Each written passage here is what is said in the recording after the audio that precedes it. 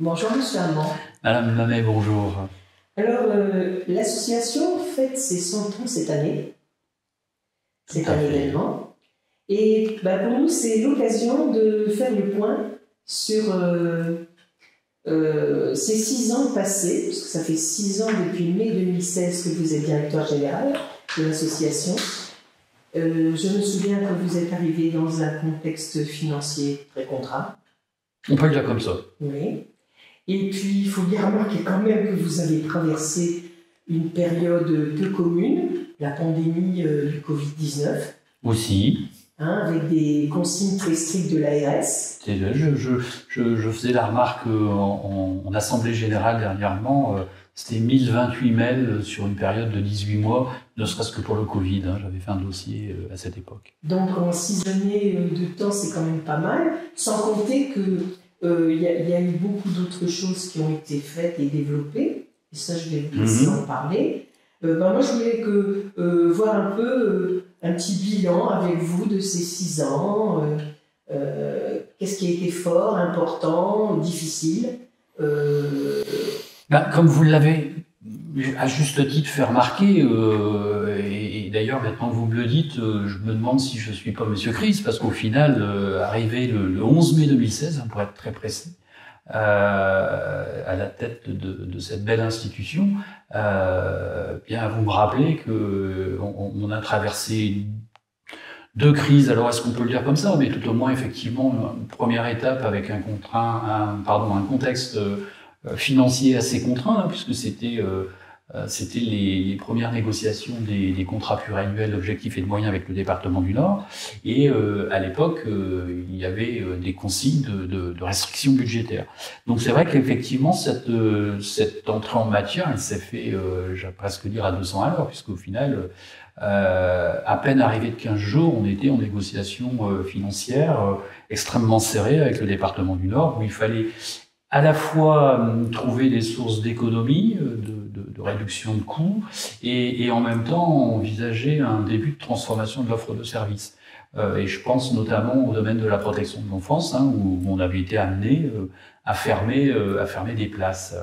Alors tout ça en se donnant les moyens d'être rassurant pour l'ensemble du personnel, puisque je me souviens du président qui, à juste titre, nous disait que c'était sans licenciement et qu'il fallait trouver les moyens de nos ambitions, on va le dire comme ça. Donc effectivement, une première étape, 2016, allez, si on essaye de se mettre en perspective, 2016, 2017, 2018, on va dire 3 années pleines où la dominante financière, effectivement, avait pris une importance toute particulière.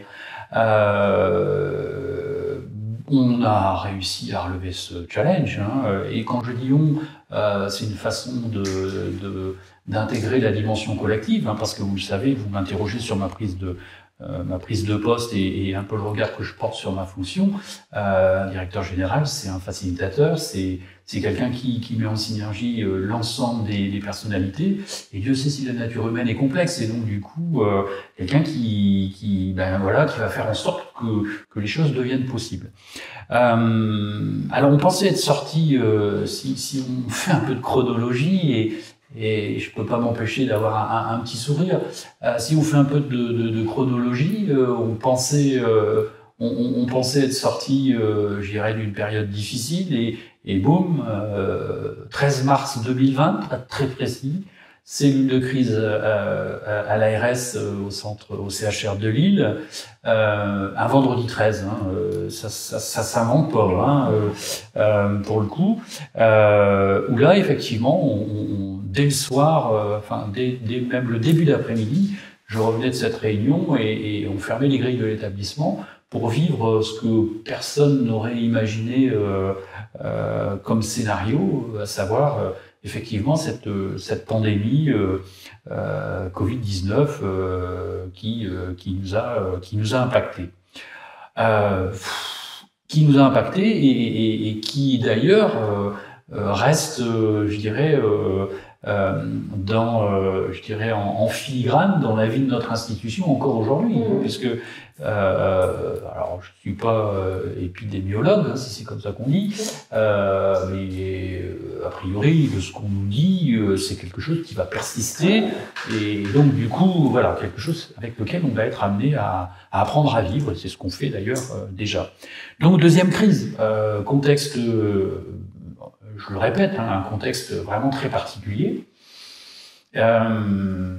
Encore une fois, l'association, elle a fait preuve d'une résilience, je dirais, hors d'épreuve, dans le sens où on a une, je pense d'ailleurs dans des moments de crise extrême, hein, où les gens se révèlent, on a effectivement un collectif qui a répondu présent et donc qui a fait preuve d'un courage et d'adaptation. Enfin bref, on a pu effectivement mesurer ça.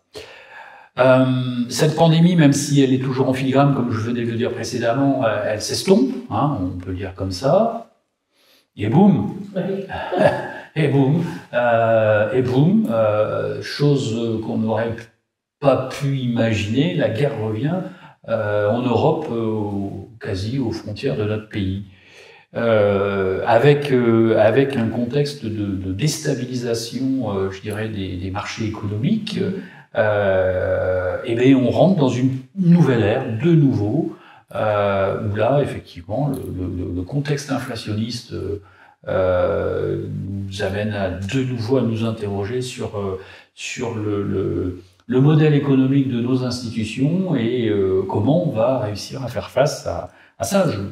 Petit détail, le contrat de gaz de 3 ans, on est amené à le renégocier, c'est x6 le prix. Je pense ne pas être un trop mauvais gestionnaire, mais comme je le dis assez souvent avec une forme d'humour, après la gestion, c'est la magie, hein, et donc je peine à imaginer comment on va de nouveau faire face à ça. Alors, je suis d'un naturel optimiste, hein, vous le savez, Madame Mamé, on y fera face, hein, mais à quel prix, comment, encore une fois, d'autres solutions sont à réinventer, hein, pour amener. Alors donc c'est vrai qu'effectivement ce bilan, mais je j'aime pas parler de bilan parce que ça voudrait dire que les choses sont finies et c'est un processus dynamique en fait, hein, et donc voilà, c'est plutôt ce parcours, on va dire, de ces 6 dernières années.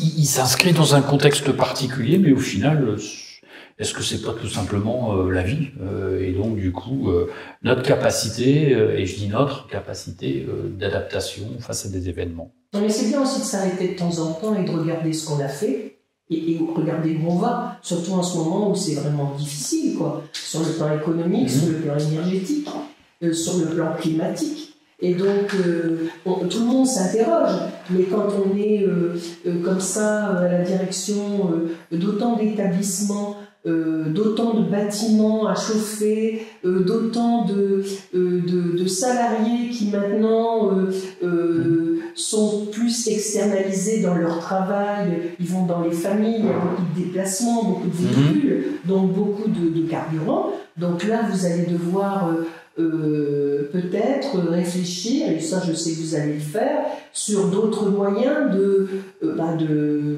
faire face à ces nouveaux problèmes. Oui, c'est vrai, vous avez raison de le souligner. C'est une dominante majeure je dirais, de ce qui attend l'institution tout de suite, maintenant et dans les années futures. C'est-à-dire qu'effectivement, c'est de se dire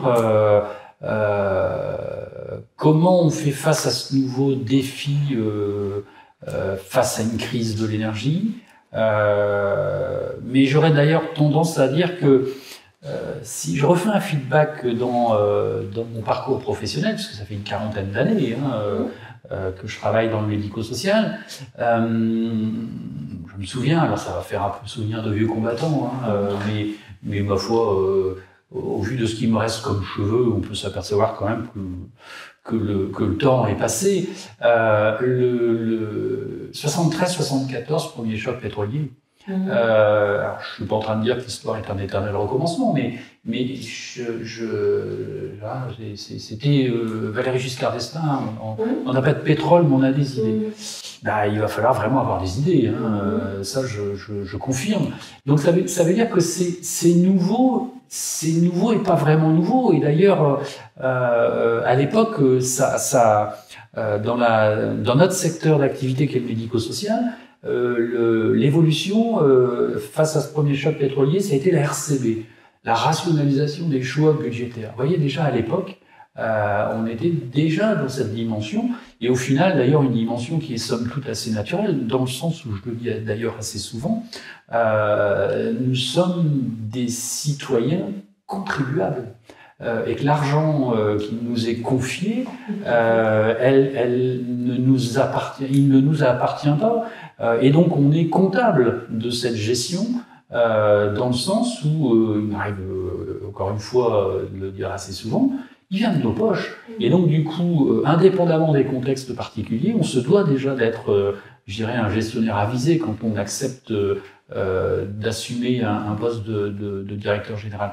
Et donc, pour revenir à votre question, bien évidemment, le défi autour de l'énergie, du coût de nos institutions, enfin du coût de fonctionnement de nos institutions au regard de ces dépenses énergétiques, il est bien évidemment à prendre en compte.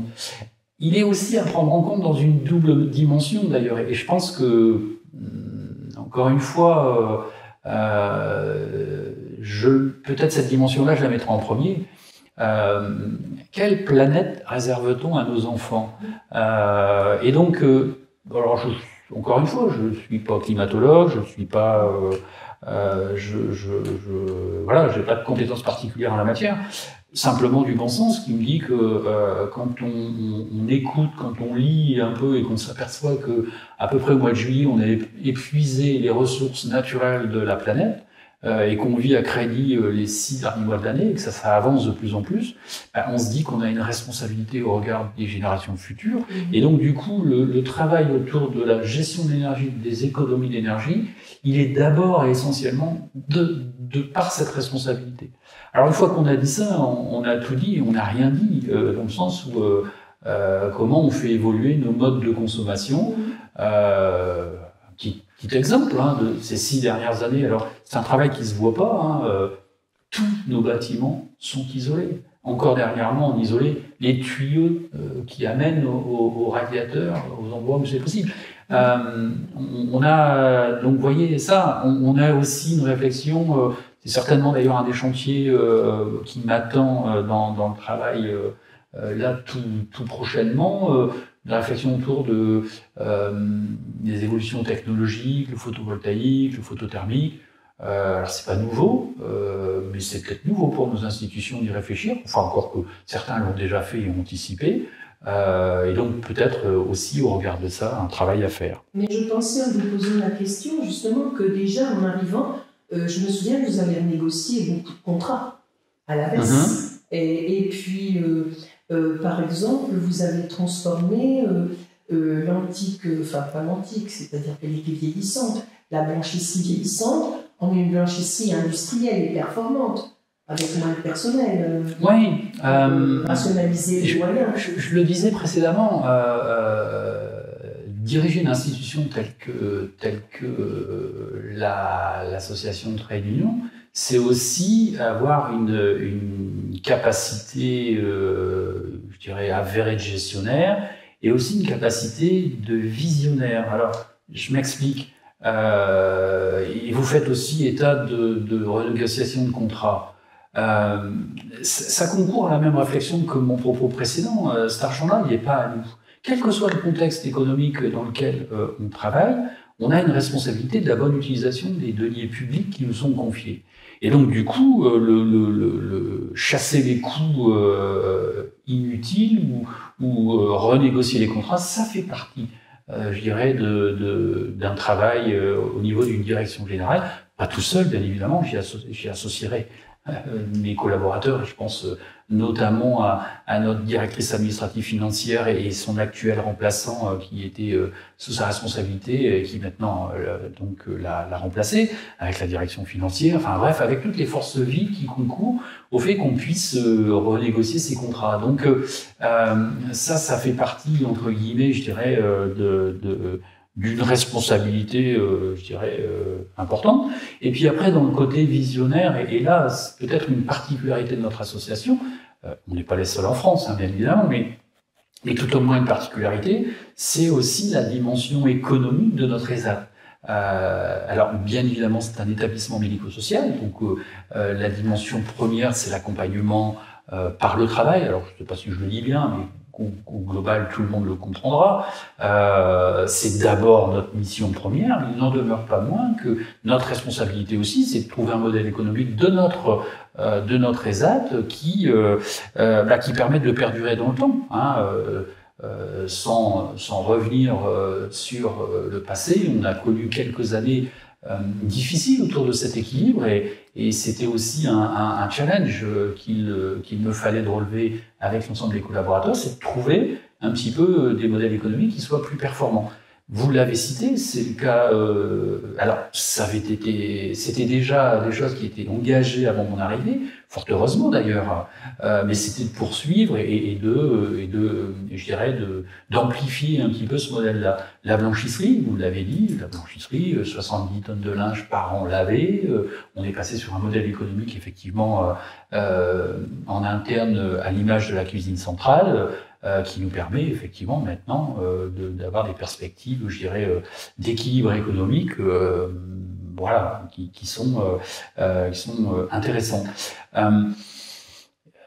Mais c'est aussi, si vous me permettez, j'irai même un peu plus loin. C'est aussi, je reviens un peu sur votre première question sur le bilan 6 ans. Encore une fois, j'aime pas trop le terme bilan dans le sens, mais vous avez raison de temps en temps faire un petit stop et de regarder un peu ce qui s'est passé, parce qu'on a toujours tendance à regarder ce qui reste à faire, hein, et on oublie assez vite d'ailleurs ce qui a déjà été fait.